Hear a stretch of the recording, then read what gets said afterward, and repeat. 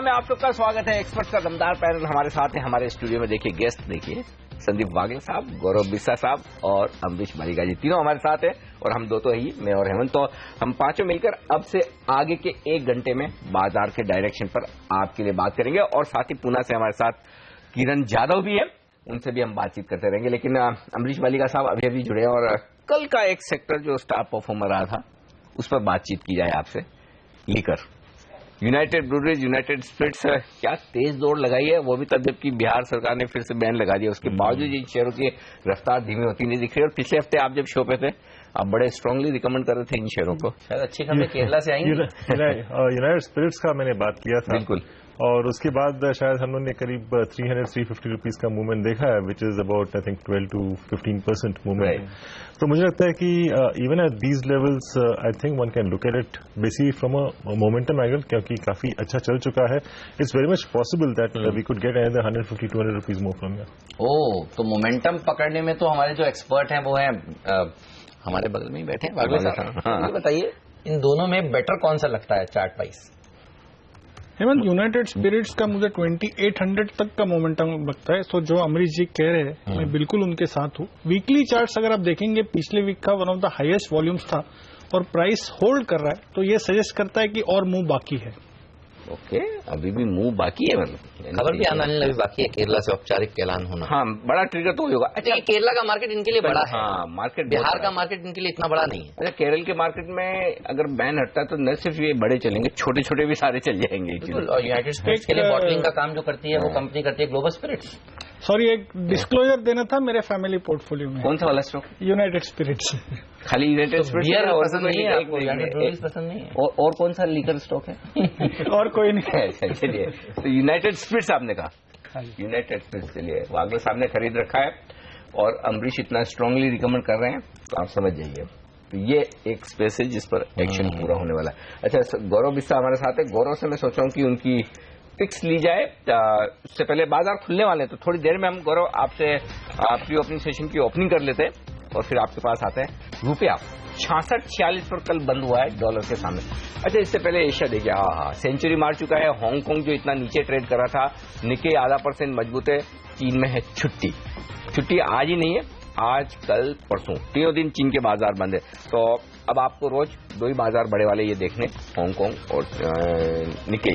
तो दोनों में अच्छी मजबूती के साथ कारोबार होता हुआ दिखा है। तो हम दमदार शुरुआत करेंगे, ये संकेत तो साफ तौर पर नजर आ रहा है। पहली टिक भले ही थोड़ी सुस्ती की हो, 20 अंक नीचे है सेंसेक्स, 2 अंक नीचे निफ्टी है।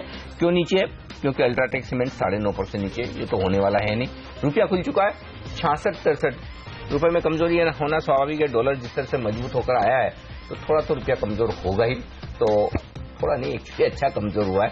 लगभग आप देखिए 17 पैसे के आसपास का नुकसान करेंसी मार्केट में इस वक्त आपको डॉलर पर रुपए में दिखेगा। रुपए में थोड़ी कमजोर, डॉलर जो मजबूत हुआ है उसी का खामियाजा भुगतना पड़ रहा है। ओवरनाइट किसी को उम्मीद नहीं थी कि डॉलर में इतनी तेजी आएगी। इवन जब यूएस के मार्केट्स ने इतना बड़ा रिएक्शन दिया है तो आज रुपए की वीक ओपनिंग से आश्चर्य नहीं है, पता था कि वीक होने वाली है। और दूसरी बात एक और ये भी है कि जब आप रेट्स घटाते हैं तो थोड़ा सा करेंसी पर दबाव तो आता ही है, कमजोरी होती है। तो ये 2 चीजें हैं जिसके चलते रुपए में, हालांकि करेंसी का तो एक्शन जो होना था कल हो ही चुका है, लेकिन फिलहाल डॉलर की कमजोरी का असर आप इस वक्त रुपए पर देख सकते हैं। ये संकेत साफ है। ऑयल मार्केटिंग कंपनियों के शेयरों में बताएं गौरव आप, चलिए आपसे पिक्स लेने के लिए, अब चूंकि ये सवाल ले लिया, ओएमसीज कहीं कोई शॉर्ट पोजीशन बनाने का मौका है? क्रूड मजबूत हो रहा है, रुपया कमजोर हो रहा है और रिफाइनिंग मार्जिन एशिया में 6 हफ्तों के लोएस्ट लेवल पर। तो 3 नेगेटिव खबरें मुझे दिख रही है और मजबूत बाजार में शॉर्ट करने का अपना अलग मजा है। तो आप बताइए क्या इसमें से कोई शॉर्ट कैंडिडेट है? ये स्टॉक्स में तो मुझे नहीं लग रहा है। आप देखेंगे सभी ब्रेकआउट्स देख चुके हैं, अच्छे खासे लॉन्ग पोजीशंस में बन चुकी हैं और सबसे अच्छा इसमें कोई स्टॉक होगा वो है HPCL का। अगर 435-436 सस्टेन अगर कर लेगा तो मुझे लगता है 4-5% आपको 1 या 2 दिन में मिल जाएगा। तो फंडामेंटल रीजंस में इसको समझ नहीं पाऊंगा मैं कि इसमें जस्टिफाई कर पाऊँ नहीं कर पाऊँ, लेकिन जो वॉल्यूम्स है और जो सबसे पोजीशंस बनी है मुझे लगता है कि यहाँ पे आपको और अच्छी खासी तेजी देखने मिल सकती है। चलिए, तो अच्छी खासी तेजी देखने को मिल सकती है। यहाँ पर शायद आपको इस समय शॉर्ट पोजीशंस नहीं बनानी चाहिए, लेकिन गौरव ये बताइए फिर कहाँ पर ट्रेड करना चाहिए आपके लिहाज से? आपके टॉपिक्स बताइए। एक वोल्टास काफी अच्छा लग रहा है, इसमें रेंज में ट्रेड हो रहा था। ऑल दिस वाइल अच्छे खासे लॉन्ग पोर्शंस बने हैं, 400 410 कॉल ऑप्शन में अच्छी खासी बाइंग हुई है। तो वो लिहाज से लग रहा है कि बस 410 415 के लेवल्स आज या कल में आपको देखने मिल सकते हैं। तो 395 के छोटे स्टॉप लॉस आप बाय कर सकते हैं। अमर राजा बैटरी ने काफी अच्छा एक ब्रेकआउट दिया है, अच्छे खासे लॉन्ग्स बने हैं कल, तो वो लिहाज से आप 1120 1150 के लेवल्स के लिए बाय कर सकते हैं।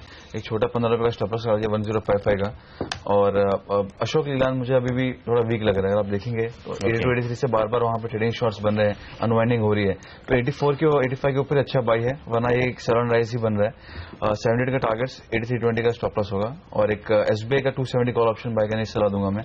कंसिस्टेंटली 260 के अराउंड आपको अच्छे खासे शॉर्ट पोर्शन बनते हुए देखे जा रहे थे। 260 कॉल ऑप्शन में one of the highest concentration है, तो वो अगर सस्टेन अगर हो गया तो 270 275 3 या 4 दिनों में देखने मिल सकते हैं। तो 10 रुपए का टारगेट होगा, 2 रुपए का स्टॉप लॉस होगा। ओके, ये है राय आपके लिए इस वक्त गौरव की तरफ से इन तमाम शेयरों में खरीदारी करने के लिए। आज से सरकारी बैंक पर सब बुलिश है और गौरव कह रहे हैं कि अगर आपको फ्यूचर में खरीदना हो तो एसबीआई का कॉल ऑप्शन खरीद कर तेजी करना है, लेकिन करें जरूर तेजी, ये बात पक्की है। 80 अंक ऊपर दिख रहा है प्री ओपनिंग सेशन की में इस वक्त सेंसेक्स और निफ्टी 35 अंक मजबूत दिख रहा है। तो जब तक प्री ओपनिंग सेशन सेटल हो 9:07-8 पर आपको एकदम सही परफेक्ट लेवल्स दिखेंगे। उससे पहले देख लेते हैं स्टॉक 2020 का अपडेट।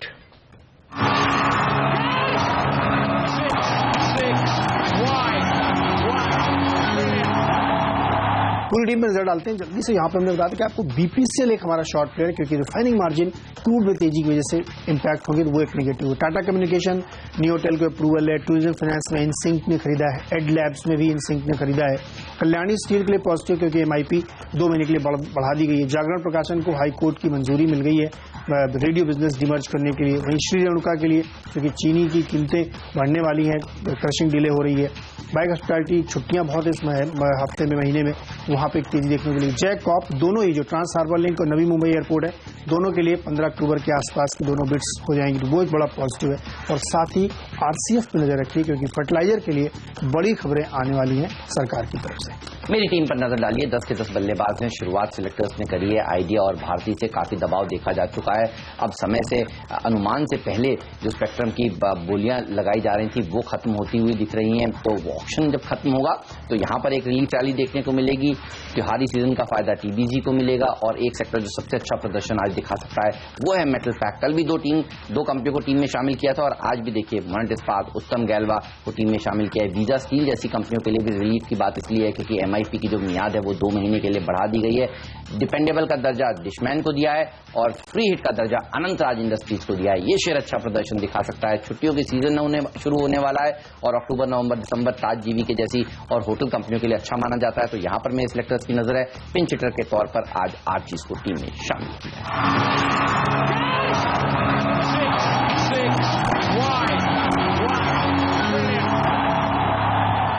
चलिए, तो ये स्टॉक्स आपको इंट्राडे में अच्छा मुनाफा कमाकर आज दे सकते हैं और ज्यादातर सिलेक्टर्स जो हैं वो देखिए बुलिश रहे हैं मेटल कंपनियों के ऊपर। तो इस पैक पर अच्छी तेजी बन सकती है। आज प्री ओपनिंग ट्रेड्स सेटल होते हुए अब नजर आ रहे हैं और देखिए करीब करीब ये देखिए लेवल 8800 के ऊपर का लेवल नजर आ रहा है, जो कि हमें एसजीएक्स निफ्टी भी बता रहा था। तो अच्छी तेजी आज होती हुई दिखेगी। और दिक्कत हो रही है हम 2 दिनों से, हम सोचते हैं कि थोड़ा नीचे खुले, लोगों को मौका मिलता ही नहीं है। एक्चुअली कल भी देखिए हमने काफी मौका दिया हुआ है। ये बात सही है। और पॉलिसी के बाद जो गिरा बाजार बड़ा सरप्राइज था। हम कह रहे थे गिरने की जरूरत नहीं है, इतनी बढ़िया पॉलिसी, इतना बढ़िया आउटलुक, लेकिन लोगों को लगता है कि बस इवेंट हो गए प्रॉफिट बुक। हर बार ऐसा थोड़ी होता है कि हर इवेंट पे आप प्रॉफिट बुक करोगे और फिर वापस नीचे में मिलेगा। मार्केट हर बार ओबलाइज नहीं करता। अगर इतनी बुरी खबरें, जो इतनी इंडिया पाकिस्तान के बीच में टेंशन की खबरें, डॉइश बैंक की खबरें, ये सब पचाकर ऊपर आ गए, तो इस पॉलिसी में क्या खराब था? आप देखिए सबसे बड़ी खबर तो दुनिया भर के बाजारों को वही परेशान कर रही थी, उसके ऊपर है। उसके बावजूद हम ऊपर है, फिर भी इतनी बढ़िया पॉलिसी में अगर लोग नेगेटिव होंगे तो फिर उनकी मर्जी। चलिए, एनीवे बाजार तो पॉजिटिव है और पॉजिटिव डायरेक्शन साफ है। देखना है कि 8800 पे खुल गया तो फिर क्या करना होगा, ये बड़ा सवाल होगा।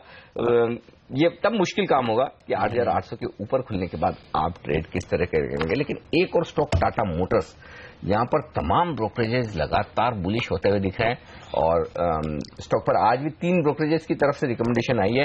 किरण, चार्ट्स देखकर जरा बताएं, टाटा मोटर्स खरीदना चाहिए? हाँ, खरीदा जा सकता है अनिल जी, क्योंकि हमने अगर इंट्राडे चार्ट देखे तो कल और परसों में अच्छा मोमेंटम बिल्ड हुआ है और कल आधे घंटे में बहुत अच्छी मूव आई थी, करीबन 554 से लेके 544 से लेके 552, और ये बहुत अच्छे वॉल्यूम्स के साथ आई है। तो मुझे लगता है कि इधर से और भी मोमेंटम बिल्कुल जारी रह सकता है। नेक्स्ट रेजिस्टेंस लेवल करीबन आती है 560 563 लेवल्स, तो वो टारगेट मान के चलने चाहिए आज के ट्रेडिंग सेशंस के लिए। अगर आज कोई खरीदता है तो मेरे लिए स्टॉप लॉस करीबन 545 रहेगा। 545 के स्टॉप लॉस के साथ नया बाय किया जा सकता है 563 टारगेट्स के लिए। ओके, चलिए तो नजर रखिए टाटा मोटर्स के शेयर पर। 600 का टारगेट आ रहा है, अब देखिए टाटा मोटर्स पर ब्रोकरेज हाउसेस का, और मारुति पर 6000 के टारगेट्स आ रहे हैं। तो यही वो स्टॉक्स हैं जो अच्छा प्रदर्शन लगातार दिखाते दिख रहे हैं। लेकिन आज मेटल कंपनियों में अच्छी तेजी होगी। अमरीश, आपने कैसे रीड किया? कल दोपहर में खबरें आ रही थी कि सरकार शायद कुछ ही प्रोडक्ट्स के ऊपर MIP रखे और बाकी हटा दे, लेकिन पॉजिटिव सरप्राइज देखने को मिला है कल देर शाम, जिस तरह से director general of foreign trade ने 66 प्रोडक्ट्स पर 2 महीने के लिए जो MIP की मियाद है वो और बढ़ा दी है। ये बताइए आपको क्या सबसे अच्छा लगता है और आपने कैसे देखा इन डेवलपमेंट्स को? डेवलपमेंट तो क्लियरली पॉजिटिव है, but then we should remember कि ये जो कर रहे हैं ये टेम्परेरी है, this is not a permanent thing. So I think from a short to medium term angle positive है, और इसी कारण हम लोगों ने देखा कि काफी मेटल कंपनीज चल चुके हैं। Even something like Tata steel, जिसपे I mean people had given up, I mean that stock has given you nearly 80-90% of return. तो CLSA का अपग्रेड आया टाटा स्टील? एब्सोल्युटली तो टाइमली अपग्रेड था। तो मुझे लगता है हाई जाने के बाद मुझे लगता है कि I mean there are still stocks which haven't really moved too well in the large cap space. For example SAIL, I think that's one stock to be looked at. SAIL में अभी भी तेजी बनना बाकी बन रही है, 1.5% मजबूत है सेल का स्टॉक। देखिए आज के सेशन में एक और सन टीवी के चार्ट्स देखिए जरा वागले साहब, ये स्टॉक भी बड़ा एक्शन में दिख रहा है, बड़ी तेजी होती दिख रही है। आज खबर ये भी आ रही कि वेंकैया नायडू साहब ये कह रहे हैं कि उनका वो रेडियो कारोबार को अप्रूवल अटकी हुई ना काफी लंबे समय से, बोले उस पर हम विचार कर रहे हैं, शायद दे देंगे अप्रूवल। अब स्टॉक तो पिछले 2-4 दिनों में बड़ा भागा है, और वो तमिलनाडु की जो चीफ मिनिस्टर है जयललिता जी, उनका स्वास्थ्य बराबर नहीं चल रहा है थोड़ा, तो उसको लेकर भी अटकलें जो चल रही है उसके अगर सबसे ज्यादा किसी एक कंपनी के लिए अटकलें रही हैं मीडिया स्पेस में तो इसके लिए रही हैं। सही है कि जो ब्रदर्स हैं दोनों वो बेच देंगे, निकल जाएंगे। रेडियो कारोबार वाली आपने बताई, जयललिता वाली खबर आपने बताई, तो अटकलों के बीच में अच्छा, या तेजी भी खूब दिखाता है, भागता अच्छा है अटकलों के बीच में। तो चार्ट्स पर क्या है कुछ लेने जैसा संकेत? कल के दिन में करेक्टिव मूव आया जो मुझे लगता है लेना चाहिए था। ये लेवल पे ओपनिंग होता है, 1-2 रुपए नीचे भी मिलता है। जब तक ये 515 के ऊपर रहेगा मैं इसमें बाय की रिकमेंडेशन दूंगा। मेरा टारगेट लगभग 545 to 550 होगा अगले 2 या 3 ट्रेडिंग सेशंस में। चलिए तो 550 तक जा सकता है, मतलब यहाँ से 25 रुपए की और तेजी देखने को मिल सकती है। सन टीवी के ऊपर रखिएगा नजर। वैसे भी मीडिया इंडेक्स ने 2 ही दिन पहले, आपको याद होगा, हमने आपको बताया था कि नया लाइफ हाई लगाया था। तो mid cap index life high लगा रहा है और मीडिया इंडेक्स लाइफ हाई लगा रहा है, तो यहाँ पर रखिए नजर। लेकिन आज मौका नहीं मिलेगा लोगों को टूरिज्म फाइनेंस में। देखिए अब 11-12% तो ऊपर ही ये खुलने की तैयारी कर रहा है। और कौन से स्टॉक्स है जो मजबूत खुलने की तैयारी कर रहे हैं? छोटी मेटल कंपनियां देखिए, मोनेट इस्पात, सनफ्लैग, आयरन, तमाम शेयर अच्छा प्रदर्शन दिखा रहे हैं। RCF 2.5-3% ऊपर खुलेगा। ये नीरज की टीम का स्टॉक था, मुझे याद नहीं आ रहा, फ्रेट था, डिपेंडेबल था, लेकिन नीरज की टीम में कोई एक कैटेगरी में ये स्टॉक था। अनंतराज इंडस्ट्रीज में 2% की तेजी देखने को मिल रही है। जैकॉब जैसे स्टॉक्स, डिशमैन फार्मा, सब अच्छा प्रदर्शन दिखा रहे हैं। तो आज मिड कैप इंडेक्स काफी अच्छा प्रदर्शन दिखाएगा, और ये तमाम जो शेयर हैं वो ट्रेडर्स के फेवरेट हैं। बिल्कुल। और कुछ और स्टॉक्स जो हेमंत अच्छे एक्शन में दिख रहे हैं, उनमें वैनबरी जो हम लगातार 2 दिन से कर रहे हैं, आज फिर से 5% मजबूत दिख रहा है। जागरण प्रकाशन 5% मजबूत दिख रहा है। कल्याणी स्टील 3% मजबूत नजर आ रहा है। ये स्टॉक भी दमदार शुरुआत करने के संकेत दे रहा है। बड़े दिनों बाद एडलेफ फिर से 2.5-3% मजबूत दिख रहा है। तो यानी कि मिड कैप स्मॉल कैप शेयरों में बड़ा एक्शन जारी रहने वाला है। साथ ही बैंकिंग शेयर भी आप देखिए निफ्टी 2% ऊपर खुल रहा है। और कल हम कह भी रहे थे कि PNB पर रखिए नजर। PNB ने कल भी अच्छा प्रदर्शन दिखाया था, आज भी मजबूत खुलने के संकेत है। PNB में 1% के आसपास की तेजी इस वक्त दिखेगी आपको। बैंक ऑफ बड़ौदा लेकिन इस वक्त निफ्टी का टॉप गेनर है। तो मजबूती कहां से आएगी? बैंक से। और दूसरी मजबूती आएगी मेटल से। हिंडाल्को, टाटा स्टील ये मजबूत खुलने के संकेत दे रहे हैं और वो भी तक देखिए जब ग्लोबल मार्केट में डॉलर मजबूत हुआ है, कमोडिटीज कमजोर हुई है, उसके बावजूद हम मजबूती के साथ करेंगे शुरुआत, ये एक संकेत साफ तौर पर आता हुआ आपके लिए। तो टूरिज्म फाइनेंस इसके चार्ट पर राय ली जाए और राय इस हिसाब से दीजिएगा किरण कि 68-69 रुपए के आसपास खुल जाए तब क्या करें, क्या वहां भी खरीदना चाहिए? अनिल जी, पिछले 2 दिनों से करीबन 45 से लेके अगर 68-69 लेवल्स खुलता है तो बहुत डिफिकल्ट होगा क्या नए बाय करने के लिए, क्योंकि risk to reward ratio favourable नहीं रहेगा। और वापस एक बार हमने देखा है कि करीबन लास्ट टाइम जुलाई 2015 और अगर देखते हैं जनवरी 2016 ये हाई के लेवल्स है तो रेजिस्टेंस है। तो मुझे लगता है कि इन लेवल्स पे बाय नहीं करना चाहिए, थोड़ा सा रिट्रेस होने दो, उसके बाद risk to reward ratio favourable हो जाएगा तभी बाय करने की सलाह होगी। अच्छा ये बताइए, एक सेक्टर जो हर रोज अच्छा प्रदर्शन दिखा रहा है वो है टायर सेक्टर। इस सेक्टर में कौन सा स्टॉक आपको लगता है और ऊपर जा सकता है? सीएट, जेके टायर, इवन अपोलो टायर, ये तमाम शेयर हैं जो अच्छा प्रदर्शन दिखाते हुए दिख रहे हैं किरण।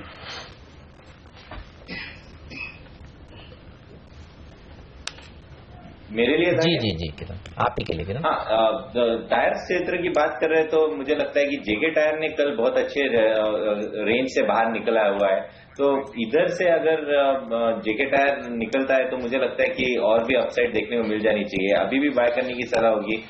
स्टॉप लॉस करीबन 150 का रखना चाहिए, 153 का क्लोज था कल और इधर से मुझे लगता है कि इजीली 165-168 के लेवल अगले 2-3 ट्रेडिंग सेशंस में आपको जरूर देखने को मिल जाने चाहिए। ओके, इस बीच करेंसी मार्केट पर नजर रखिए।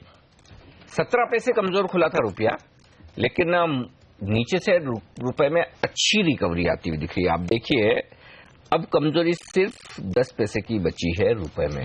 तो ऐसा नहीं है ग्लोबल, हम वही कह रहे थे, देखिए ग्लोबल मार्केट्स आपकी ओपनिंग करवा सकते हैं, लेकिन उसके बाद तो ट्रेड आपको अपने संकेतों पर करना है। हमारे संकेत कल डॉक्टर उर्जित पटेल ने मजबूत कर दिए और ये करेंसी मार्केट वालों को थोड़ा लेट समझ में आता है, इक्विटी मार्केट्स को जल्दी समझ में आता है, इसलिए हम तो एसजीएक्स निफ्टी को जो भी हो हमारे बाजार पहले ही मजबूत खुल जाते हैं और ये लगातार दूसरा दिन है जब हम एसजीएक्स निफ्टी के मुकाबले में ज्यादा बेहतर, ज्यादा मजबूत खुले। तो 37 अंक ऊपर 8,800 का पहला टारगेट तो खुलते ही हिट हो जाएगा, वहां पर हम खुलने के संकेत दे रहे हैं। 37 अंक ऊपर सेंचुरी मारने के मूड में सेंसेक्स दिख रहा है, 90 अंक ऊपर है। मिड कैप इंडेक्स देखिए 0.5% मजबूत और कह रहे हैं हम, देखिए तेजी की लीडरशिप तो बैंक निफ्टी से ही आएगी और वो दिख रही है साफ तौर पर। 19,800 पर बैंक निफ्टी 128 अंक ऊपर, 2.3% मजबूत और वो भी सरकारी बैंक से आएगी।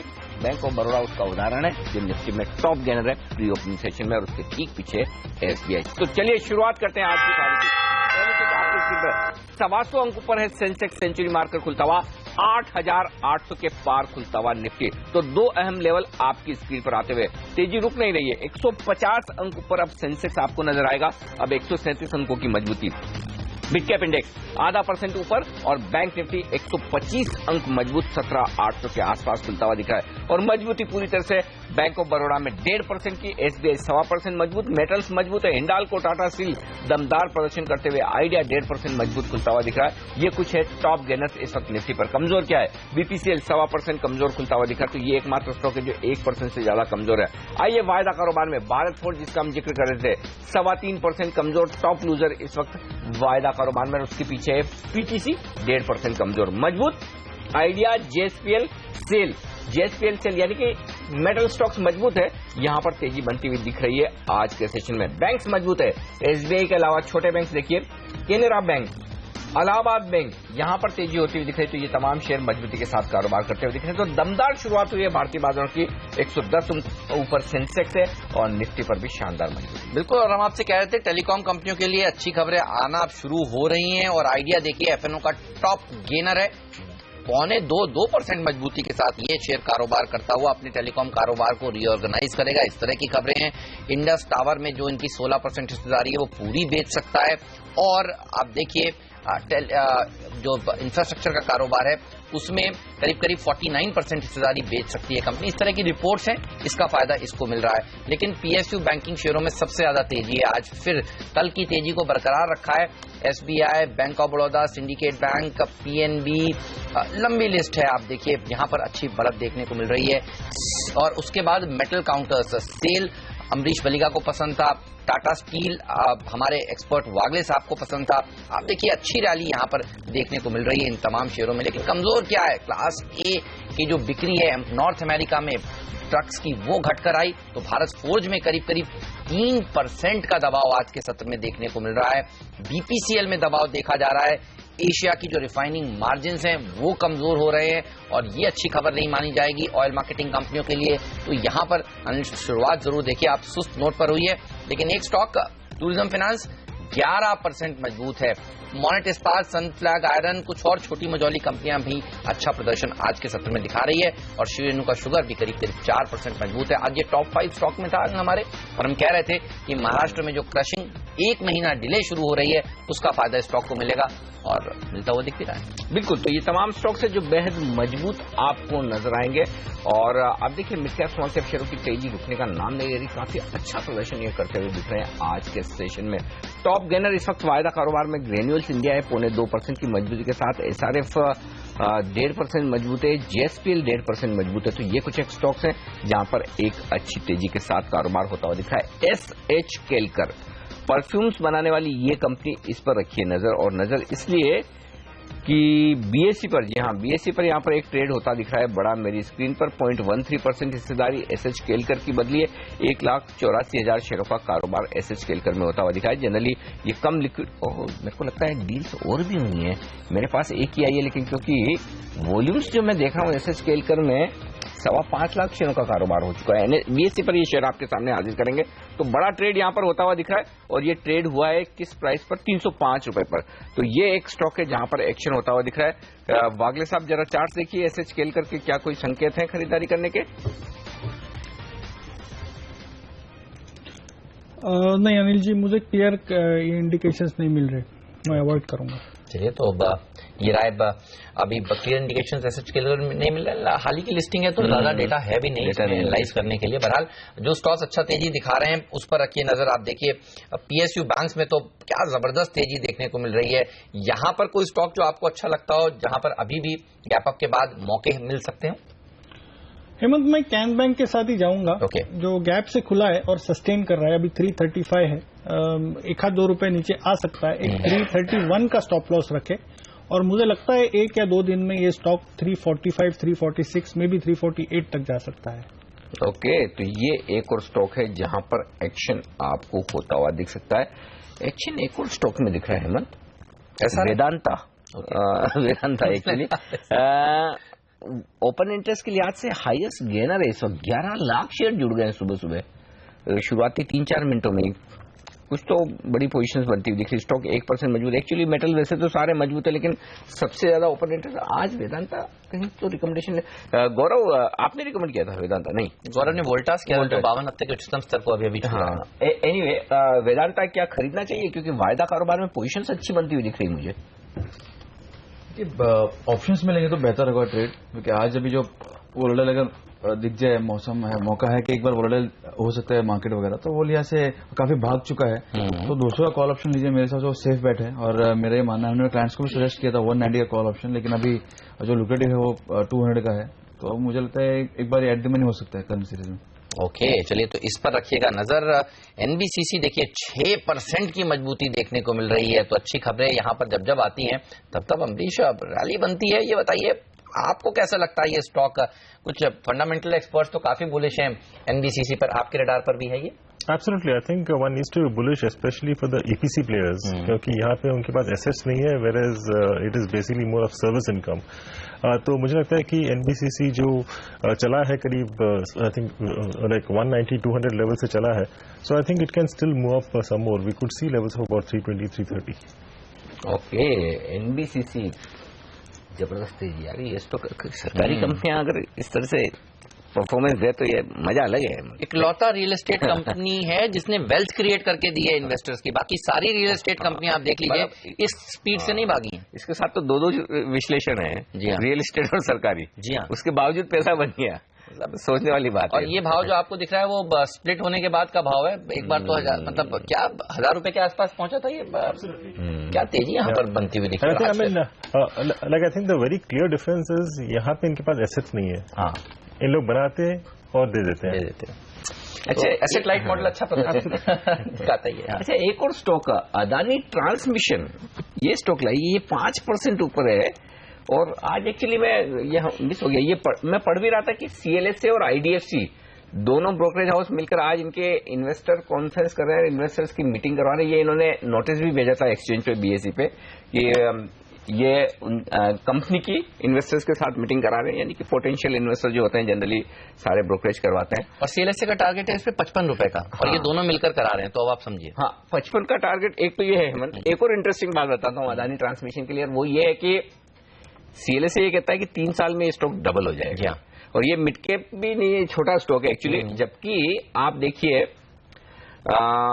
CLSA मारुति के लिए क्या कहता था 1600-1800 में कि 3 साल में डबल हो जाएगा, तो मारुति तो डबल से कहां पहुंच गया था। ये तो और PVR के लिए CLSA ने क्या कहा। और एक और तीसरी बात देखिए, कल के कौन से शेयर भागे जो आपने सुबह सुबह बोले थे, गेल IGL, जो गैस ट्रांसमिशन के काम में। अदानी ट्रांसमिशन से लोगों को बहुत ज्यादा अंदाजा नहीं था, गुजरात में गैस ट्रांसमिशन का इनका भी कारोबार है।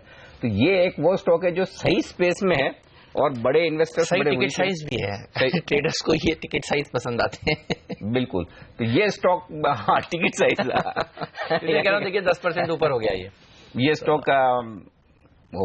10% पहुंच गए। वागले साहब, बड़ा ब्रेकआउट आया क्या नहीं? आ गया 50 तक तो लगता है। तो CLSA के टारगेट एक ही चीज है, आज 10% पहुंच गया तो ये आप इंट्राडे तो ले नहीं सकते, ये कुछ हफ्तों का व्यू है। 50-52 तक मुझे लगता है, और 39 का स्टॉप लॉस होगा। चलिए, तो इस शेयर पर रखिएगा नजर, और हमारी भी नजर है इस इवेंट पर। 1-on-1 मीटिंग होने वाली है कंपनी और इन्वेस्टर्स के बीच में। जनरली इस मीटिंग के बाद हमने जो ट्रेंड देखा है वो इन्वेस्टर्स ये मन बनाते हैं कि प्रेजेंटेशंस के बाद कितना शेयर किस भाव पर खरीदा जाए। तो जाहिर सी बात है, इसलिए एक फॉरेन ब्रोकरेज हाउस CLSA और एक घरेलू ब्रोकरेज हाउस IDFC, यहाँ पर ये इवेंट आज है जिस पर नजर हमारी बनी हुई है। लेकिन आप देखिए, एक्शन तो मिड कैप और स्मॉल कैप में ही हो रहा है, और जब आप इस तरह की खबरें स्पॉट करिए, आप देखिए ट्रेडर्स वहां पर किस तरह से शेयर खरीदने के लिए आगे आते हैं। 10% की तेजी ये साफ दिखा रही है। लेकिन इस समय PSU बैंक्स में ही मुझे सबसे ज्यादा अच्छा एक्शन देखने को मिल रहा है, और आज नजर रहेगी फिर कि बाकी के सरकारी बैंक्स कितना रेट कट करते हैं। ICICI बैंक ने तो मायूस किया है 10 बेसिस पॉइंट का ही सही, लेकिन अब SBI क्या करता है, ये नजर रहेगी सब। बिल्कुल, ट्रांसमिशन होना शुरू हो जाए ना तो ये बैंक्स और भी जोर से जाएंगे, तो ये संकेत एक साफ मुझे दिख रहा है। एक और स्टॉक जो आपने जिक्र किया था SRF, वाकई में वहां एक्शन शुरू हो गया है। SRF, अच्छा, ये तो हमने परसों बात की थी। परसों तो ठीक है, हमने जब वो कवर किया तब तो ये तो कितना 1650 रुपए का भाव होता था, ये 1900 हो भी गया है।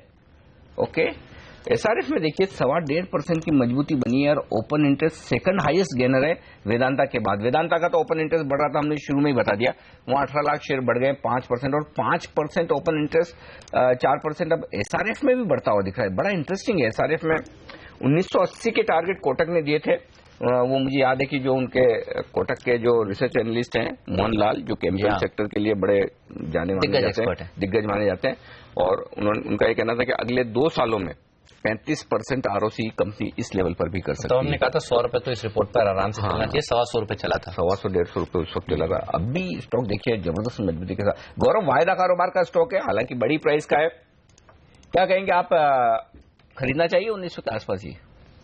बाय कर सकते हैं मेरे हिसाब से, जो सबसे पोजीशन वगैरह बन रही है, थोड़ा लिक्विड है, बहुत ज्यादा इसमें एक्टिविटी होती नहीं है अग्रेसिवली, लेकिन बाय कर सकते हैं आप। एक 15 रुपए तक का 1% का स्टॉपर से लीजिए, अगर सस्टेन हो गए तो मुझे लगता है 50 रुपए से आपको यहाँ से मिल सकते हैं। ओके, चलिए, तो इस शेयर पर भी आप अपनी नजरें बनाकर रखिए। लेकिन हिंडाल्को देखिए आज करीब 2% मजबूती के साथ ट्रेड कर रहा है। अच्छी तेजी मेटल कंपनियों में देखने को मिल रही है। इवन अगर छोटी छोटी मेटल कंपनियां देखिए, सनफ्लैग आयरन 4% ऊपर, सिंटेक्स एक और ऐसा स्टॉक है जिसने पिछले कुछ दिनों में काफी अच्छा प्रदर्शन दिखाया, आज भी देखिए 1% मजबूती के साथ ये शेयर ट्रेड करता हुआ दिखेगा। तो मिड कैप्स में एक्शन ज्यादा अच्छा दिख रहा है आज के दिन। ट्रेडर्स के फेवरेट शेयर अच्छा प्रदर्शन आज दिखा रहे हैं। एसआरएफ की बात आपने करी, अब ये करीब करीब 2% मजबूती के साथ ट्रेड करता हुआ दिख रहा है अनिल। बिल्कुल, और मजबूती वाले शेयर। अच्छा, एक बार ये ऐसा लगा कि थोड़ी प्रॉफिट बुकिंग आती दिख रही है हेमंत निफ्टी में, लेकिन वापस से थोड़ा एक्चुअली जो वागे साहब आप यही कह रहे थे ना कि कितना 25-30 पॉइंट 20-30 पॉइंट एक्चुअली सही है, वो सही कह रहे हैं।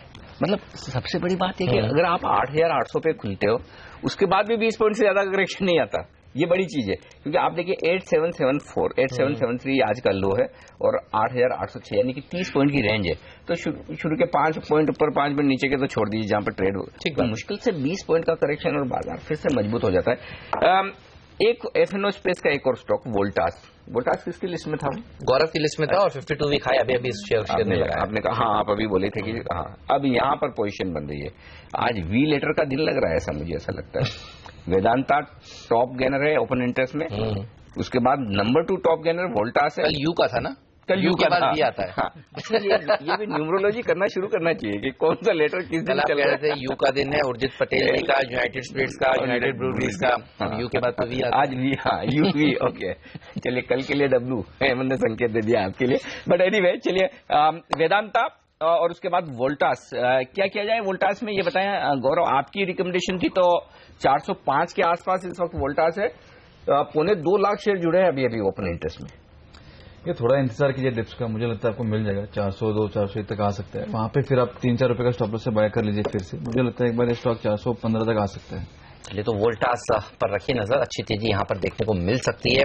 लेकिन एडलैब्स इस पर भी बात करनी चाहिए। मैंने अब देखिए जिस तरह से इनसिंक कैपिटल अब खरीदारी के मूड में दिख रहा है, पहले एडलैब्स में करी और अब टूरिज्म फाइनेंस में। तो टूरिज्म फाइनेंस तो 10-11% ऊपर है, एडलैब्स में पहले शेयर खरीद चुके हैं। किरण ये बताइए क्या एडलैब्स भी ऊपर जा सकता है? आज नीरज की टीम में ये शेयर भी शामिल था। चार्ट्स पर कैसा लगता है आपको किरण? एडलैब्स में बहुत अच्छी चार्ट पैटर्न है और जो मोमेंटम में हमने देखा था करीबन 76 से लेके 115 तक बहुत अच्छे वॉल्यूम के साथ था। और जब ये स्टॉक नेगेटिव न्यूज की वजह से जब नीचे गिरा तो वॉल्यूम बिल्कुल गायब हो गए थे, तो यानी सप्लाई आई नहीं है। और वापस एक बार आज अच्छे वॉल्यूम्स के साथ ये स्टॉक चल रहा है, तो 102 के स्टॉप लॉस के साथ बाय करने की सलाह होगी। आज के लिए टारगेट्स 112 के होंगे और मुझे लगता है कि होल्ड करना चाहिए, 112 में बेचना नहीं चाहिए। इजीली 117-118 के लेवल्स 2-3 ट्रेडिंग सेशन में देखने को जरूर मिलना चाहिए। कल अगला हफ्ता जो है ना, 2 दिन तो देखिए छुट्टी है। नीरज का लॉजिक था सोमवार की छुट्टी ले लीजिए, हम लोग नहीं ले सकते लेकिन बाकी लोग, और 5 दिन की छुट्टी मिलती है। तो एडलैब्स जो है मुंबई से पूरा इरादा है सोमवार को छुट्टी लेने का। मुझे पता है, इसलिए मैं कह रहा हूँ सोमवार को आज आप नहीं है इसलिए मैं बता रहा हूँ। बिल्कुल, आप मैजिकली जा रहे हैं। अच्छा ठीक, 5 दिन ज्यादा हो जाएंगे वहां के लिए। अच्छा हेमंत, एक्शन जबरदस्त है। अब देखिए एसआरएफ 3.5% मजबूत, हिंदुस्तान जिंक 2.5% मजबूत। क्या स्टॉक एक्शन में आ रहे हैं। मिड कैप शेयरों में तो रफ्तार कहीं रुकने का नाम नहीं ले रही है, इतनी बेहतरीन तेजी होती दिख रही है और बुरी खबरों पर स्टॉक पिटते नहीं है, निचले स्तर से खरीदारी आती है। भारत फौज को देखिए 888 का लो बनाया और अब 911 है, तो 2% सेल्स गिरी, स्टॉक 4% गिरा और रिकवर हो गया। और लगता है आज भी वही दिन है एसआरएफ का सेंचुरी मारने का, क्योंकि 70 रुपए हो गया जब हमने आपको स्पॉट करके बताया था। आप कैश मार्केट का भाव देखें तब 30-35 रुपए ऊपर था, अब ये करीब करीब 70 रुपए ऊपर है। तो ये शेयर जब हम लोग इसको सही समय पर ट्रैक करते हैं तब सेंचुरी तो मारता ही है। जबरदस्त, इसमें कोई डाउट नहीं। आप ट्रैक करते हैं अमरीश एसआरएफ को? नहीं, एसआरएफ में ट्रैक नहीं करते। ओके, हाँ, क्योंकि वैसे जनरली। लेकिन ये सेक्टर कैसा लगता है मुझे बताइए आप? सरकार जिस तरह से केमिकल सेक्टर की मदद करने के लिए आगे आई हुई है, रेफ्रिजरेंट्स का कामकाज ये कंपनी करती है, जो आपके हमारे घरों में एसीज और फ्रिज हैं उसके, और उसके लिए भी कुछ दिनों पहले एंटी डंपिंग ड्यूटी सरकार ने घटाई थी। केमिकल सेक्टर आपको कैसा लगता है? नहीं, केमिकल्स में स्पेशली जो स्पेशलिटी केमिकल्स है, आई think that's one sector which will continue doing well. Last 3-4 महीनों में हम लोग काफी स्टॉक्स देखे चले हैं, and even in that I had also recommended a stock like Fineotex chemicals, जो है टेक्सटाइल केमिकल्स में, स्पेशलिटी केमिकल्स में है। I think this is one stock which I recommend, I think at about 24-25 levels. आज करीब 28 के आसपास है और मेरा जो शॉर्ट टर्म टारगेट है करीब 32 का है, but longer term is about 40-42. Okay, लेकिन देखिए अब 80 रुपए हो गया, 70 रुपए हमने 5 मिनट पहले बताया था, अब 80 रुपए हो गया SRFE. ये बताइए मोमेंटम पकड़ने का के एक्सपर्ट हम आपको मानते हैं, कहाँ तक जा सकता है ये? हेमंत, मुझे याद है अनिल जी ने कुछ 8 या 10 दिन पहले स्टॉक स्पॉट किया था, मुझे एग्जैक्ट डेट याद नहीं है, 150 रुपए की बात है, हाँ पिछले हफ्ते की. तो मुझे आज वो मुंह आते हुए दिखती है, तो ऑब्वियसली अभी नहीं लिया जा सकता. आपने जब बात की थी वहां से ऑलरेडी 40-50 रुपए ऊपर है, लेकिन मुझे 1995 to 2000 आज ही आते हुए दिखता है. लीजिए अनिल मैम, हम कह रहे थे ये सेंचुरी मारने का दमखम रखता है, तो आज फिर देखिए ऑलमोस्ट अभी कोई ले रहा है तो 1930 का स्टॉप लॉस रखे, क्योंकि ये बहुत बड़ा हो जाएगा. अभी लोग ले ही रहे हैं, क्योंकि आप देखिए भाव तो इसलिए बढ़ता हुआ धरती दिख रहा है. ओपन इंटरेस्ट, मेरी नजर ओपन इंटरेस्ट में बहुत रहती है, तो उससे क्या अंदाजा लग जाता है कि लोग क्या कर रहे हैं. 12% बढ़ गया. अच्छा, सबसे मजे की बात क्या है, इसका open interest 12, second highest open interest gainer Hindustan zinc है जिसका 7% है जी, वो भी लो बेस पर. तो उससे आपको आइडिया लगेगा कि लोगों का एक्शन इंटरेस्ट कितना ज्यादा है. एक और स्टॉक जिसपे लोगों का इंटरेस्ट है, एक्शन है, और हम लोग हर रोज और थोड़ी देर बाजार खुलने के पहले आपका जो आखिरी सवाल था, टायर C8 को देखिए, 1% स्टॉक मजबूत है और ओपन इंटरेस्ट यहाँ पर 6% बढ़कर आता हुआ दिख रहा है.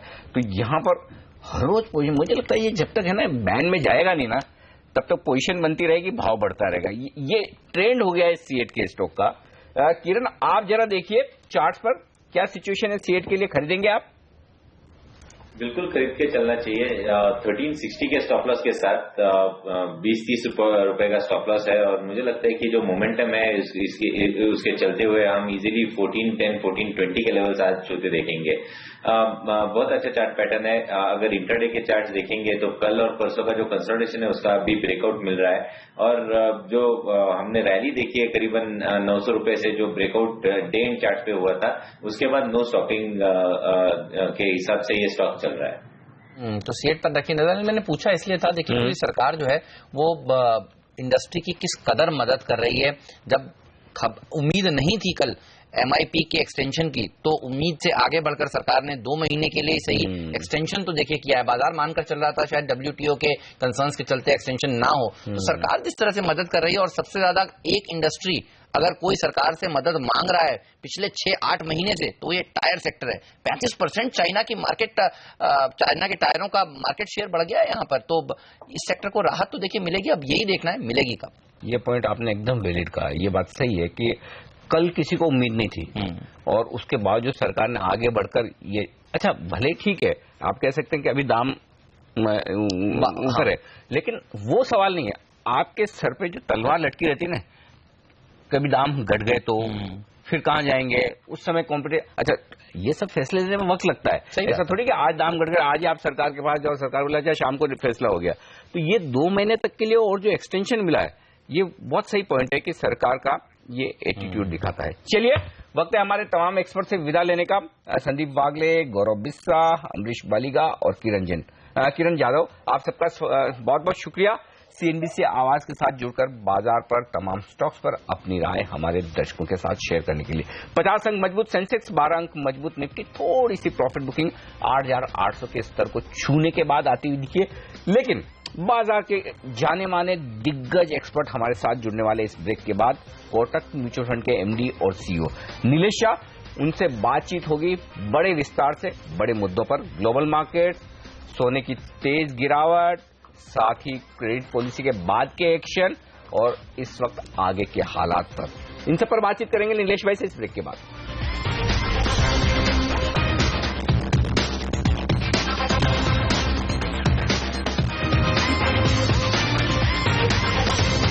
स्वागत है आप सभी का CNBC आवाज पर. आप इस समय देखिए बाजार ने बढ़त के साथ कारोबार जरूर किया, लेकिन थोड़ा सा कंसोलिडेशन के मूड में है सेंसेक्स और निफ्टी. 5 अंक की बढ़त बची है, हरे निशान में जरूर है, लेकिन अगर आपको बाजार की असली तस्वीर देखनी है तो सेंसेक्स और निफ्टी को थोड़ी देर अलग करिए, क्योंकि आप देखिए 2 दिनों में तो सेंसेक्स में करीब 450 की तेजी हो चुकी है. सोमवार को 400 पॉइंट के आसपास, कल देखिए 90 पॉइंट के आसपास बढ़ा था, तो ये कंसोलिडेट कर रहे हैं.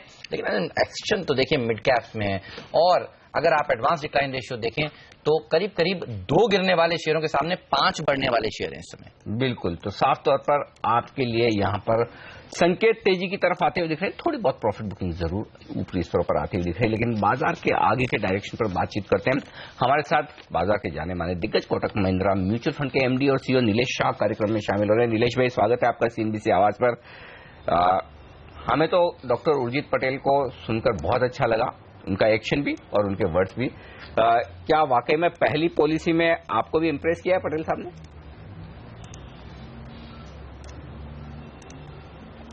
डेफिनेटली उन्होंने जो कदम उठाए रेट कट के, वो मार्केट की एक्सपेक्टेशंस के उम्मीद से बराबर थे। डेट मार्केट और इक्विटी मार्केट दोनों ने तकरीबन 25 बेसिस पॉइंट रेट कट की एक्सपेक्टेशन ऑलरेडी प्राइस कर चुकी थी। और कल उन्होंने मतलब कुछ जिस तरह से फ्यूचर के लिए बयां किया है, उस हिसाब से ऐसा लगता है कि आने वाले दिनों में भी रेट कट की उम्मीद रहेगी। ऑब्वियसली जनवरी 15 से लेकर आज तक आरबीआई ने 175 बेसिस पॉइंट रेट काट दिए हैं, तो अब रेट काटने की आपकी स्पीड कम हो जाएगी, बट डायरेक्शन अभी भी रेट कट का ही है। अभी भी मतलब जब भी उन्हें मौका मिलेगा, जब इन्फ्लेशन कंट्रोल में होगा और जब उन्हें ग्रोथ के लिए सपोर्ट देने की जरूरत होगी, तब वो रेट को काटेंगे। तो मार्केट में एक उम्मीद बनी रहेगी both debt market as well as equity market में कि आने वाले समय में आरबीआई को जब भी मौका मिलेगा वो रेट काटेंगे। तो सर अगली जो पॉलिसी है वो 6-7 दिसंबर को है, तब अपेक्षाएं रखी जाएं या आपको लगता है कि फरवरी में होगा अब ये फरवरी 7 की पॉलिसी में? क्योंकि कुछ ब्रोकरेज हाउसेस की रिपोर्ट्स आज हम पढ़ रहे थे, बता रहे थे, तो वो लोग कह रहे हैं कि दिसंबर से ज्यादा अब उम्मीद तो फरवरी की है। आपकी अपनी राय क्या है? अब मेरे हिसाब से इस वक्त ये कहना रीजनेबल होगा कि rest of the financial year यहां से लेके मार्च 2017 तक एक 25 बेसिस पॉइंट रेट कट की उम्मीद रखी जा सकती है। अब वो दिसंबर में होता है या फरवरी में होता है, वो काफी हद तक डेटा के ऊपर डिपेंडेंट होगा। एक जो ओवरनाइट सिचुएशन हुई है कि फेड रेट की दिसंबर में हाइक होने की उम्मीदें आज बढ़ के तकरीबन 65% हो गई है। तो अगर फेड दिसंबर में रेट हाइक करता है तो जायज़ होगा कि आरबीआई अपनी रेट कट को जरा संभाले, रोके और देखे कि क्या रिएक्शन होता है मार्केट में और उसके बाद उसको करे। सो दिसंबर या February will be dependent upon data. Data देखकर आगे का डायरेक्शन नजर आएगा। लेकिन ग्लोबल मार्केट्स की 2 बड़ी इवेंट है जिसको लेकर थोड़ा सा बाजार शायद पॉलिसी के बाद जिस स्पीड से बढ़ना चाहिए था वो नहीं बढ़ा। अमेरिका के इलेक्शन और अमेरिका में ब्याज दरें बढ़ने का खतरा। इन दोनों इवेंट्स को सर आप कैसे देख रहे हैं और कितना असर हमारे ऊपर पड़ेगा फिर?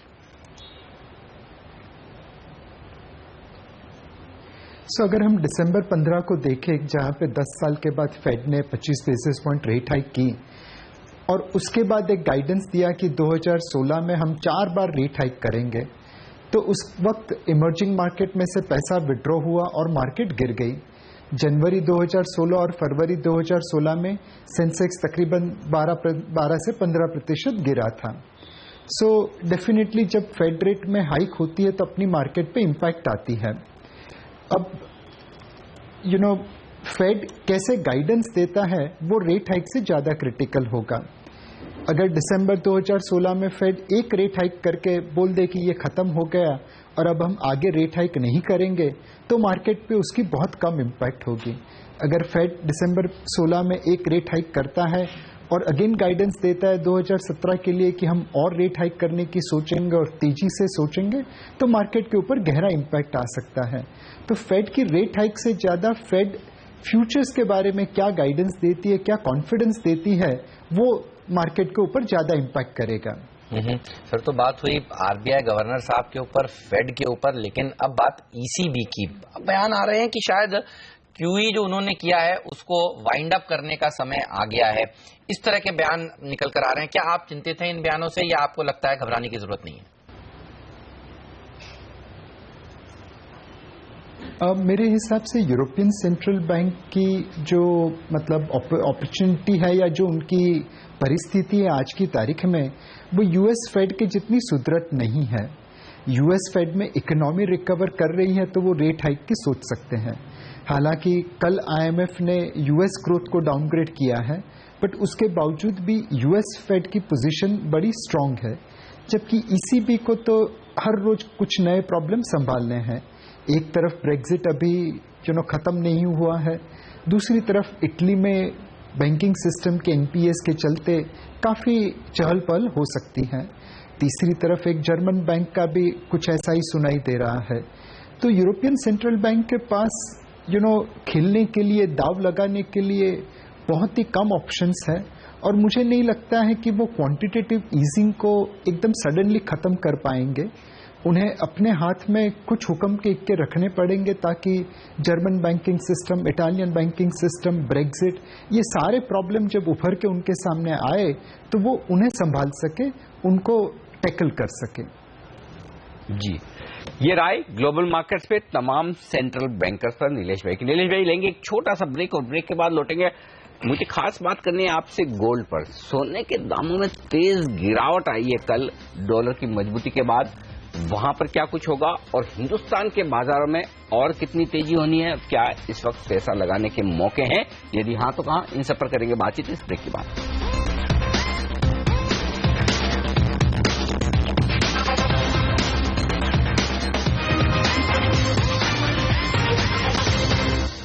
पहला सौदा में आप सभी का स्वागत है। बाजार पर नजर रखिए, ऊपरी स्तर से थोड़े से हल्के होते हुए, लेकिन मिड कैप इंडेक्स में तेजी अभी भी बरकरार है। हम लोग बात कर रहे थे एसआरएफ के सेंचुरी, जिसकी बात हम कर रहे थे, वो मार दिए स्टॉक ने। अब देखिए अच्छी तेजी इसमें देखने को मिली है जब से बाजार खुला है तब से अब तक। बिल्कुल 1981 का हाई बनाया है, और अभी 1955 फ्यूचर चल रहा है, यानी कि 110 रुपए अपने कल की क्लोजिंग से ये स्टॉक भागा है। नीलेश शाह हमारे साथ है, कोटक महिंद्रा म्यूचुअल फंड के एमडी और सीईओ। नीलेश भाई, ये कल अचानक से गोल्ड में बड़ी गिरावट हुई है। हिंदुस्तान में लोगों का सोने के प्रति मोह बहुत ज्यादा है, खरीदना चाहते हैं हर लेवल पर, ऊपर हो या चाहे नीचे। क्या राय है आपकी? क्या सोने में तेजी करना ठीक नहीं है, ये सोचना ठीक है?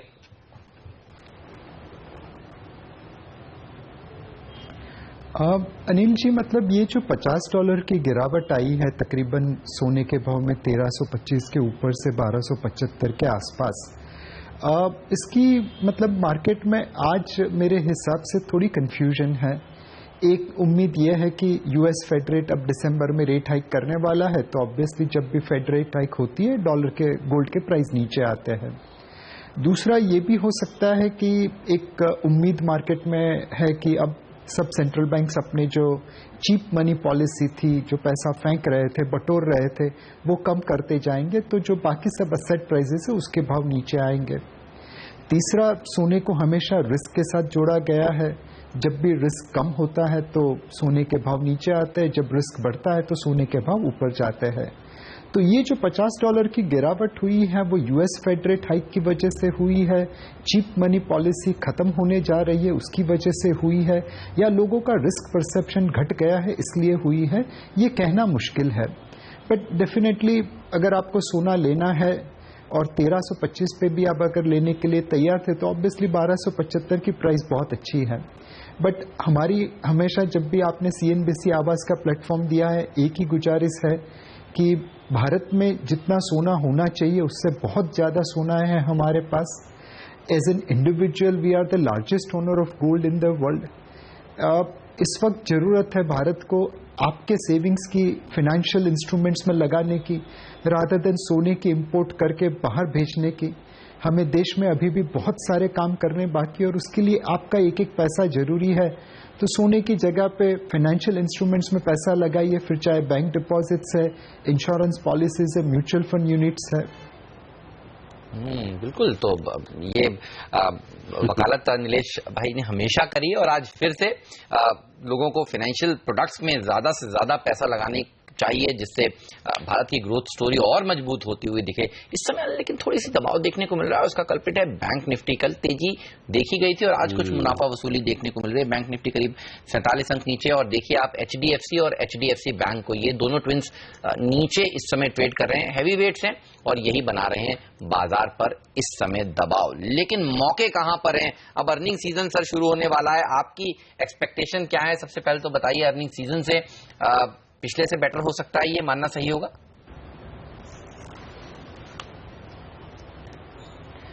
मेरे हिसाब से ईयर ऑन ईयर मेरे हिसाब से थोड़ी बहुत ग्रोथ आ जाएगी, लेकिन इस वक्त के क्वार्टरली सीजन में हमें एक चीज ध्यान रखनी होगी कि पिछले साल बारिश कम थी तो रोड पे फ्लडिंग कम हुई थी, गुड्स की मूवमेंट पे रिस्ट्रिक्शन आपत्ति कम हुई थी। इस बार बारिश बहुत अच्छी हुई है। इवन बम्बई अहमदाबाद जैसा हाईवे भी कुछ दिनों के लिए पानी की फ्लडिंग की वजह से रुका पड़ा था, तो गुड्स मूवमेंट के ऊपर थोड़ी रिस्ट्रिक्शन हुई होगी। उस वजह से जितना ग्रोथ होना चाहिए उतना नहीं आएगा। मेरे हिसाब से मार्केट ने इस चीज को काफी हद तक प्राइस करके रखा है और उनकी जो नजर होगी वो अब फेस्टिवल सीजन के पिकअप के ऊपर होगी। सितंबर क्वार्टर से ज्यादा दिसंबर और मार्च क्वार्टर के रिजल्ट्स मार्केट के रुख को तय करेंगे। केरला में ओणम, बंबई में, महाराष्ट्र में गणपति और कोलकाता बंगाल में दुर्गा पूजा, ये सारे सेलिब्रेशन के टाइम पे डिमांड में एक अपटिक देखने को मिली है। हमने ई कॉमर्स कंपनीज के सेल्स के नंबर भी देखे, वहां पे भी मतलब रोजाना अच्छा सा कारोबार हो रहा है। तो लोग गाइडेंस के ऊपर ज्यादा ध्यान देंगे और अगर थोड़ा कमजोर रिजल्ट भी आया सितंबर क्वार्टर के, उसको इग्नोर करेंगे। ये इंटरेस्टिंग है। एक छोटा सा आपसे रिएक्शन IDS स्कीम पर। अब नया आंकड़ा जो 70-71 हजार करोड़ के आसपास का डिक्लेरेशन का चल रहा है, कैसे देखते हैं इस आंकड़े को और क्या ये टैक्स कलेक्शन बहुत काम आएगा देश के? डेफिनेटली अनिल जी, अगर हम देखें तो भारत में सैलरीड क्लास जिनके वहां पे टैक्स सोर्स के ऊपर डिडक्ट हो जाता है, उनको छोड़ के जो कर का टैक्स का डिस्ट्रीब्यूशन है वो सही नहीं है। तकरीबन 2012-13 असेसमेंट ईयर में 50,000 लोगों ने 1 करोड़ से ज्यादा की इनकम डिक्लेयर की थी। आज इनकम डिस्क्लोजर स्कीम में 31,000 करोड़ रुपया जो डिस्क्लोज हुआ है वो तकरीबन 65-70 हजार लोगों का है। सो इफेक्टिवली हमने जो लोग 1 करोड़ से ज्यादा इनकम डिक्लेयर करते हैं उसके बेस को डबल कर दिया है। और मेरी एक्सपेक्टेशन ये है कि पहले 50,000 में सिर्फ सैलरीड क्लास लोग ज्यादा थे, जबकि इस 70-75 हजार इसमें बिजनेसमैन लोग ज्यादा है। हमने एक और पेपर में न्यूज पढ़ा था कि घाटकोपर में एक डोसा वाले ने कुछ बड़ी इनकम डिक्लेयर कर दी। तो ये बताते हैं कि हमारे जो स्ट्रीट के वेंडर है वो भी इतनी कमाई कर लेते हैं कि टैक्स भरने के लिए वो काबिल है, जायज है। तो ये इनकम डिस्क्लोजर स्कीम ने एक तो आज सरकार की किटी में 20-30 हजार करोड़ रुपए एक्स्ट्रा डाल दिया। मोर इम्पोर्टेंटली उसका जो कर बेस था, जो टैक्सेशन बेस था, उसको डबल कर दिया। जी, तो बिल्कुल ये एक सक्सेसफुल स्कीम रही। नीलेश भाई, बहुत बहुत शुक्रिया आपका हमारे लिए वक्त निकालने के लिए और तमाम मुद्दों पर अपनी राय हमारे साथ शेयर करने के लिए। बाजार ने मजबूत शुरुआत की, थोड़ी प्रॉफिट बुकिंग आती दिख रही, रुक रुक कर चल रहे हैं बाजार, मौका दे रहे हैं सबको खरीदने और बिकवाली का। पहला सौदा में आज के लिए इतना ही, लेकिन आप बने रहिए CNBC आवाज के साथ ही, क्योंकि एक्शन भरपूर रहने वाला है। सोने में आज आपको किस तरह की रणनीति बनानी चाहिए, बड़ी गिरावट के बाद इस पर नजर है प्रियंका की, और प्रियंका हमारे साथ जुड़ रही हैं अब दिल्ली से। फिलहाल हम दोनों को दीजिए इजाजत, आगे का एक्शन प्रियंका लेकर आएंगी। नमस्कार।